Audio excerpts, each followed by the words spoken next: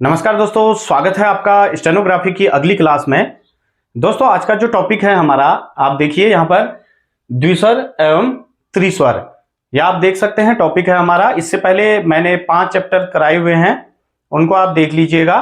उससे अगला आज ये द्विस्वर और त्रिस्वर वाली जो ध्वनियां हैं उसके बारे में हम आज पढ़ेंगे।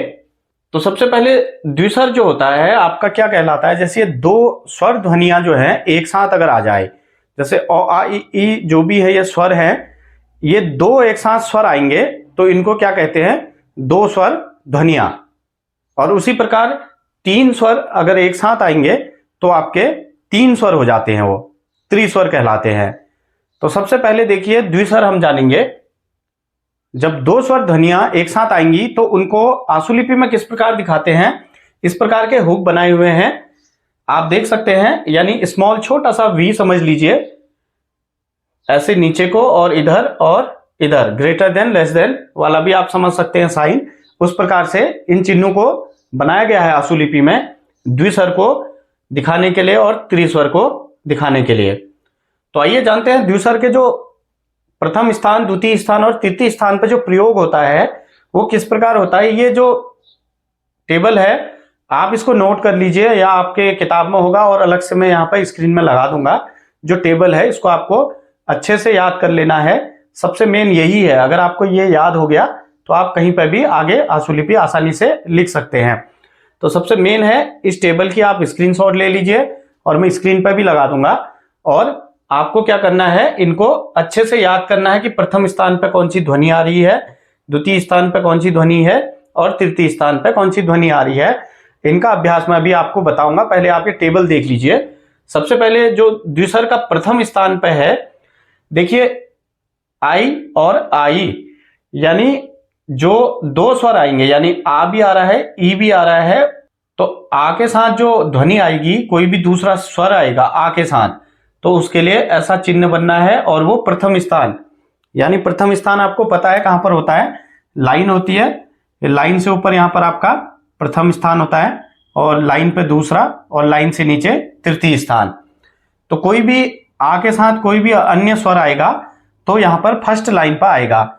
जैसे एग्जांपल समझ लीजिए, भाई आपको लिखना है तो भौ की आउटलाइन भाई आ रहा है तो आपका लाइन से ऊपर आ जाएगा और इस पर ये आई का सिंबल लग जाएगा जो चिन्ह दिया हुआ है।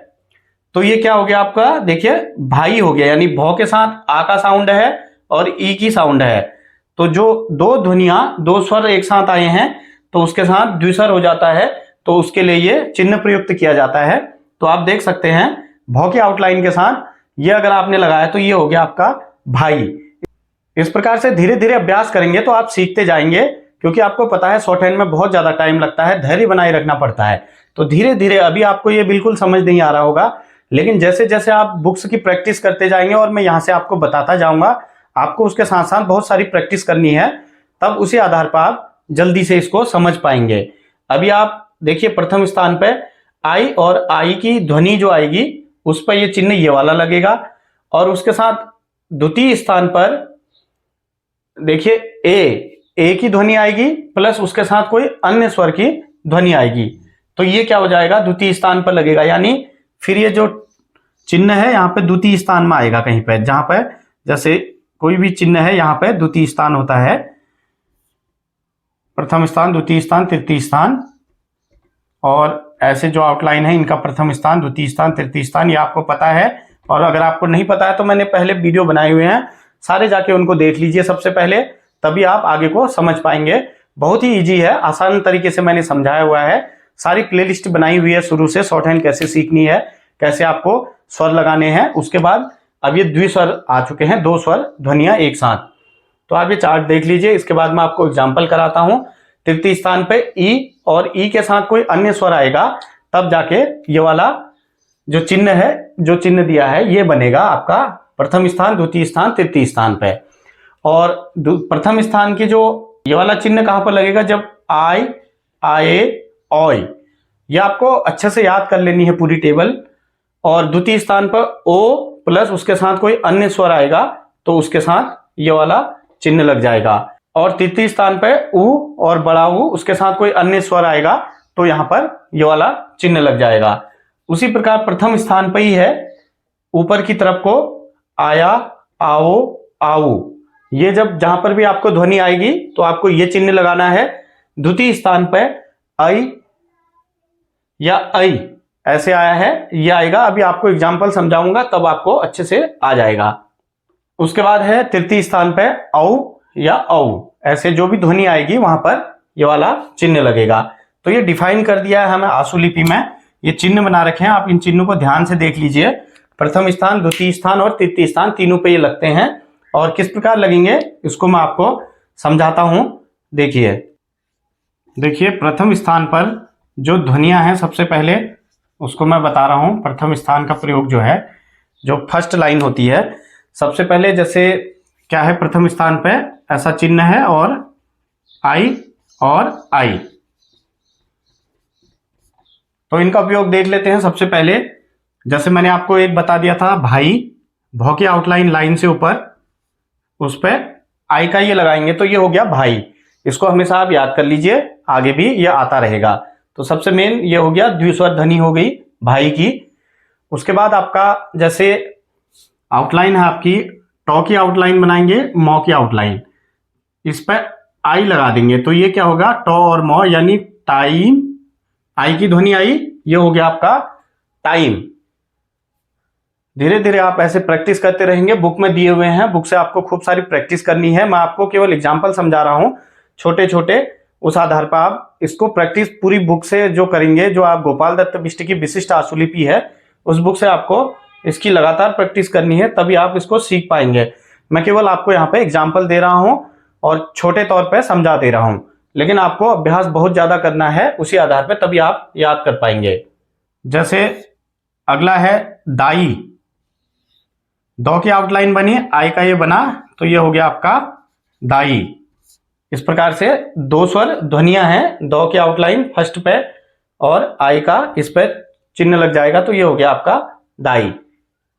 और इसी प्रकार मौ और कौ की आउटलाइन, इस पे आई का ये चिन्ह लग गया द्विस्वर तो ये हो गया आपका माइक। इस प्रकार से आपको इसका अभ्यास करना है। और देखिए टॉ की आउटलाइन, पॉ की आउटलाइन, इस पे आई लगाएंगे तो ये हो गया आपका टाइप। ये आपका इंग्लिश का हो गया है। ज्यादातर एक सबसे पहले इसको याद रख लीजिए भाई, और ये टाइम है, इसको भी आप याद कर लीजिए, इसकी प्रैक्टिस करते रहिए। उसके बाद दाई ये कम आएगा आपका, माइक भी बहुत कम यूज होगा। इसको और इसको तो अच्छे से याद करके रख लीजिए, आगे काम आएगा। और एक और देख लीजिए, जैसे ये लाइन है, ये 100 की आउटलाइन हो गई, लाइन से नीचे अगर जाता है तो ई का स्वर लग गया, और इस पर अगर आई का ये लगाएं तो ये हो जाता है ईसाई। इसको भी आप अच्छे से याद कर लें, या आते रहेगा हमेशा। धर्मों की जहां पर भी बात आएगी ये नाम आते रहेंगे, ईसाई, हिंदू, मुस्लिम, सिख, ईसाई करके, तो इसको आप अच्छे से याद कर लीजिए। लाइन से नीचे जाएगा, 100 की आउटलाइन है, ई का बिंदु लगा, स्वर लगा और आई का ये द्विस्वर चिन्ह लग गया तो ये हो गया आपका ईसाई। ये भी आपको अच्छे से याद कर लेना है, आगे भी परीक्षा में हमेशा आता रहेगा। तो दोस्तों ये थे आपके प्रथम स्थान पर आई का उपयोग है कैसे करना है, और ये मैंने आपको संक्षिप्त रूप से थोड़ा बहुत समझा दिए हैं उदाहरण। आपको जो एक्सरसाइज दी हुई है किताब में उसकी प्रैक्टिस लगातार करनी है और बार बार करनी है, तभी आप धीरे धीरे चैप्टर सीखते जाएंगे।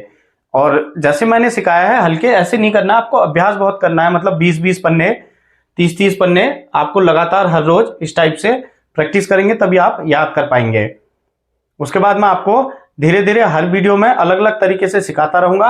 आप प्रथम स्थान का कीजिए, उसके बाद मैं द्वितीय स्थान पर सिखाता हूं आपको, और उसके बाद तृतीय स्थान पे। तो थोड़ा थोड़ा आप सीखेंगे, बाकी अभ्यास आपको करना है, मैं आपको यहां से गाइड कर दूंगा।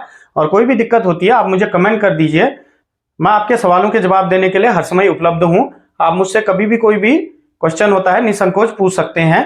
और धीरे धीरे मैं लाइव सेशन भी आऊंगा रोज का, जिस हिसाब से फिर वहां पर सीधे जो भी आपके डाउट होंगे वहां पर क्लियर करते रहेंगे। अभी फिलहाल मैं इसको पढ़ा देता हूं, आप इसकी प्रैक्टिस कर लीजिएगा। देखिए दोस्तों, उसके बाद जो है द्वितीय स्थान की हम आज बात करते हैं। द्वितीय स्थान पर द्विस्वर चिन्ह कैसे लगता है, तो सबसे पहले आप देखिए, कोई भी आउटलाइन है आपकी, जैसे धेय, जो आप धेय लिखते हैं, धौ की आउटलाइन बनी और ये दूसरे स्थान पे ये चिन्ह आएगा आई वाला, इसकी स्वर था ए प्लस अन्य स्वर। आप देख लीजिएगा वो चार्ट, ए प्लस अन्य स्वर, यानी एक ये स्वर के साथ कोई अन्य स्वर की ध्वनि आएगी तो ये बन जाएगा बीच पे द्वितीय स्थान पर आ जाएगा ये चिन्ह। तो देखिए धेय की आउटलाइन बनी है तो ए प्लस अन्य स्वर, तो ए हो गया, तो धेय यहां पर ए के साथ कोई भी अन्य स्वर आएगा तो यहां पर बीच में द्वितीय स्थान पर लग जाएगा। जैसे ये है बौ की आउटलाइन, मौ और नौ, इस पर अगर आप ई की मात्रा लगाते हैं तो ये हो जाता है बेईमानी। तो द्वितीय स्थान पे ए प्लस अन्य स्वर बेईमानी, इसको भी आप हमेशा अभी से ही याद कर लीजिए, हमेशा आपको आगे आता रहेगा, तो इसको आप अच्छे से याद कर लीजिए। ये हो गया धेय, बेईमानी।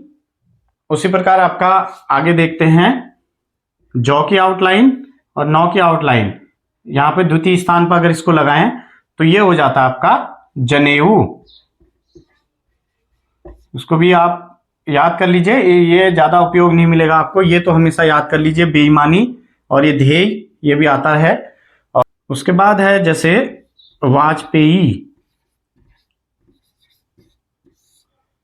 व की आउटलाइन जौ और पे, बीच पे ए प्लस अन्य स्वर, ये हो गया आपका वाजपेयी।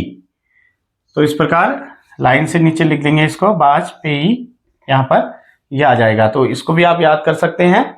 और ये तो मेन है ही ध्येय और बेईमानी, ए प्लस अन्य स्वर द्वितीय स्थान के हैं। इसके साथ साथ जो एक्सरसाइज दी है आप प्रैक्टिस कर लीजिएगा, तब आप ये सीख पाएंगे द्वितीय स्थान पे द्विस्वर का कैसे प्रयोग होता है। दोस्तों उसके बाद हम देखेंगे तृतीय स्थान पर इसका जो प्रयोग होता है द्विस्वर का, वो किस प्रकार होता है वो देखते हैं।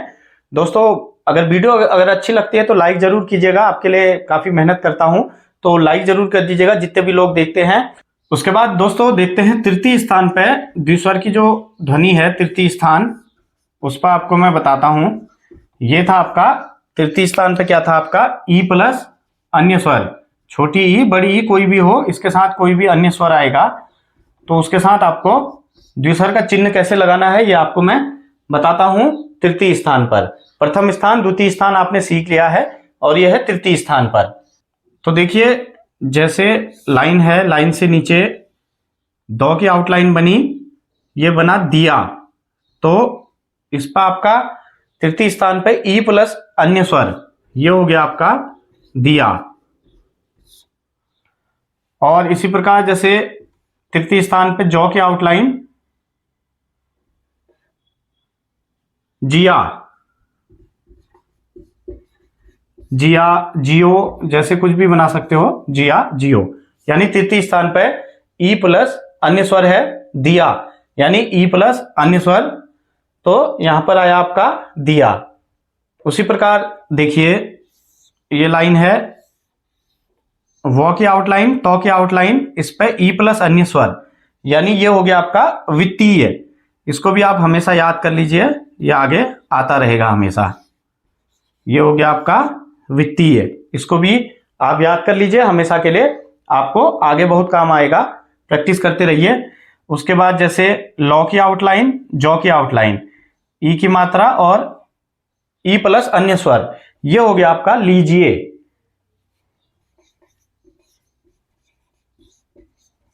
लीजिए इसी प्रकार अगर लिखेंगे पौ की आउटलाइन जौ की आउटलाइन, ये हो गया पीजिए।